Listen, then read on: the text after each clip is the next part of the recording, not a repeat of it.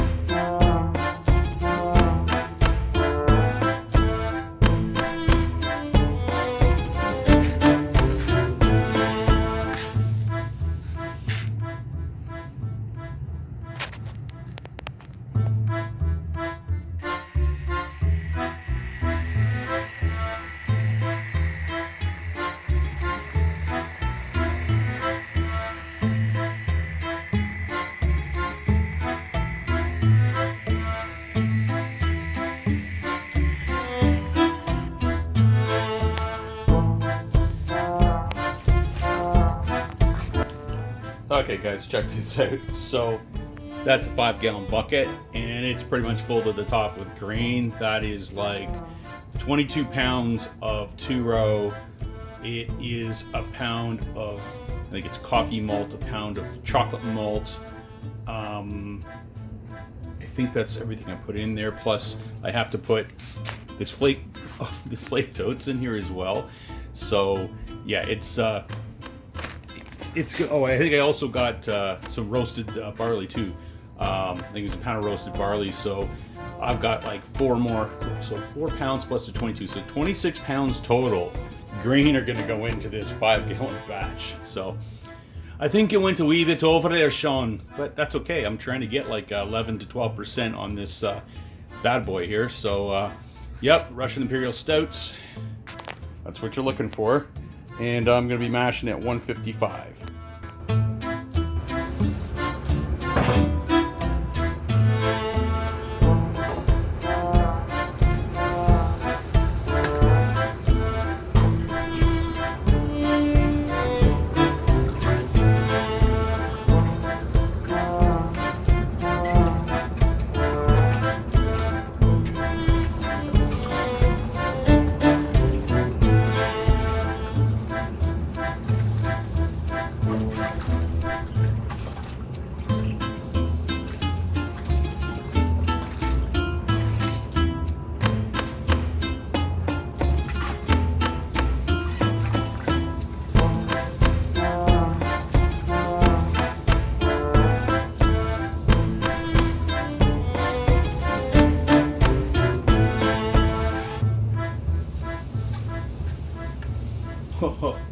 The smell coming off that is the coffee and chocolate malt just hit the water. It's like a chocolate porridge, man. I don't know how thick this is gonna be because I did put 10 gallons in here, It is a 5-gallon batch at the end, but I'm going to lose a lot of water in this 26 or whatever pounds of grain in here.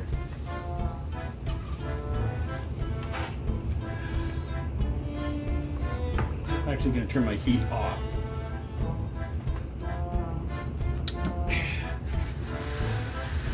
Dump the rest of this in here.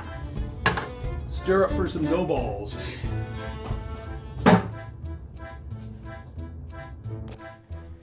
So here's an unconventional way to get the remaining wort out of this mash, because when you brew in a basket or brew in any kind of a bucket, brew in a bag, you don't get all of it out. So I have this top off of a container that it basically drips into, and drill a hole in it, and it just drips down into here. It'll probably catch probably a good 2 liters in that, and the sugar content that I'm going to catch in that, we'll check it, but I bet you it's not what I have up in here right now.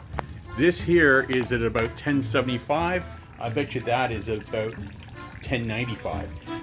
I'm trying to get up to basically, when I say 1095, that's 1.095. I'm trying to get up to like 1.1 to give me around 11.5% alcohol at the end of this brew. So yeah, I'm just letting that drip, and we'll see what we get, because right now I think I got about 8 gallons. Yeah, 8 gallons of wort, which I'm going to boil down to about 6. So that's going to bring up my gravity as well. Here I've got it at 100% on. We're going up to 202 degrees. It goes up pretty quick. We're about to get to a boil and then a hot break. Okay guys, it's been a long brew day. Like, I boiled this thing for over 90 minutes. I mashed it for about 75 just because of the amount of grain. Just coming down here, I've got a whirlpool going with my little tube that I made here that basically just helps to whirlpool and cool at the same time. And I'm going to put it in this carbo down here because my large fermenting vessel right here is full right now of basically another beer, like a NEPA that I'm doing. Got some pressure left there. That smells good. Bleed some of that off because I'm gonna put some more dry hopping in today. I've already got a pile of dry hops, or I think it's Mosaic and Amarillo in there, but that's for another day to do a review on that. Here we are with my Russian Imperial Stout wort. It's spinning along here, and now we're down to 79 degrees. I did a total, original gravity is basically 1.01. So it's high. It's going to be a lot of alcohol. This is going to produce well over 10%. So now I'm just about ready to shut my water off and then start filling out my carboy. Alright guys, that is the finished product there. Well, not the exact finished product. That's my wort. I just pitched my yeast. It's settling in at a nice 70-72. And yeah, I might have got a little overzealous with how much I boiled it down, but I don't know if you can see that. It's kind of hard to make out, but it's at basically 1.11. So if this thing is able to ferment down to, let's say, 10-18, it's going to be 12% alcohol, which is awesome. I'm trying to look at something around 11 to 12% because this is supposed to be a beer that you sip. So if you had one of these Russian Imperial Stouts before, you basically would have that like you would a glass of wine. You wouldn't just guzzle this back. So there's the day. I got my mess I always have to clean up once I've done my brewing. No one ever shows the mess, you know, all the crap that spills and what's left over in here. All that mess I've got to clean. Got to clean out my pump. Got to clean out the heat exchanger. All that stuff has to be done. That takes me about another hour. I've already done the green basket. It's been pretty much mainly cleaned out. But yeah, it's always a bit of a disaster when you you do a brewing, but that's okay, because when you're done, what you got? I've got like, that's just over 5 gallons. That's a 6-gallon carboy.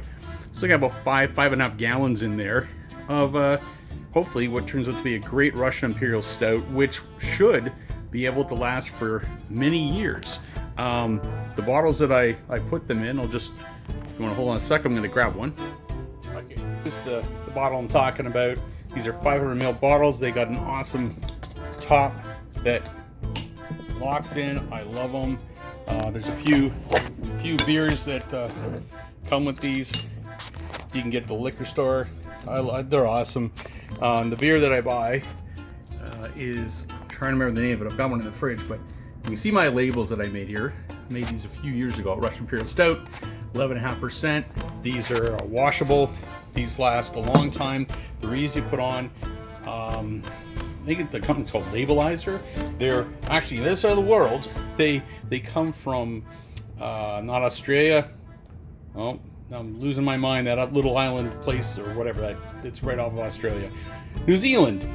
That's where they come from. So let me just grab the other beer that the beer that it comes in. This is the bottle. This is the beer I get right here. Really good beer. And I think it's like, I'm in Canada, it's like $3.25 for that 500 ml bottle of beer.